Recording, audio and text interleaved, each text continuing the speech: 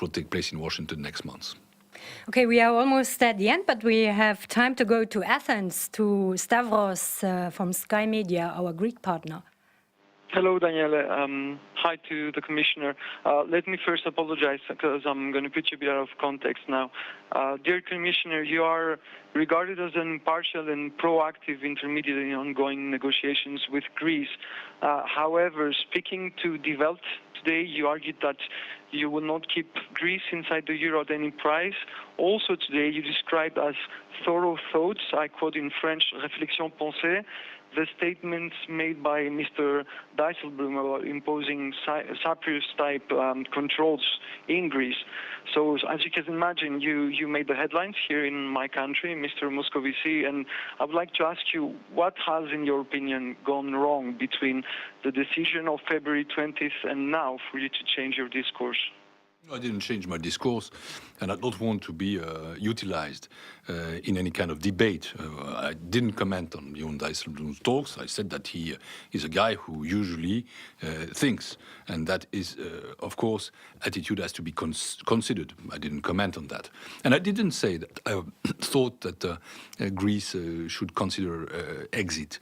I'm against the Grexit, and the Commission is a very strong actor in order to avoid Grexit. I think I said that in other German newspaper, The Spiegel, 3 days ago, the Grexit will be a catastrophe for Greece, but also a catastrophe for the EU, because it would be the beginning of the end of the euro as we know it. The euro is more than a fixed rate or fixed exchange rate system. It's a single currency. And when one leaves, the question is, who's next? I don't want that to happen. But what I said, and it's not a change of discourse, it's just a precision. But and you said that Greece could eventually leave the euro. No, I said that very precisely, in order to have that, in order to avoid the Grexit, which we all want, there are precise conditions. Is that great news? No. There was a framework agreement which was concluded between Greece and its partners at the Eurogroup on the 20th of February. It has to be respected.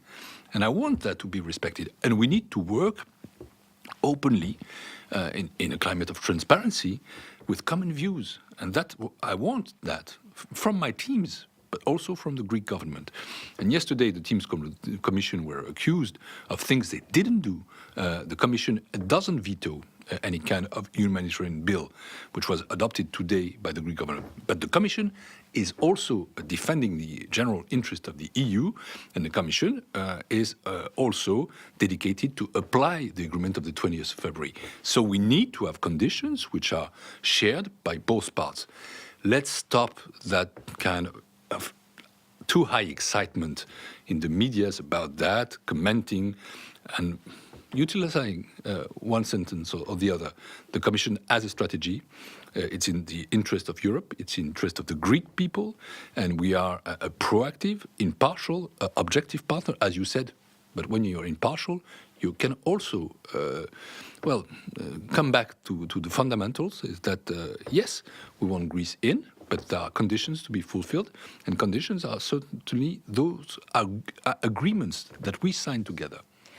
Last question. Do you see any progress in this discussion with Greece, and when do you expect an end? There are progress, of course.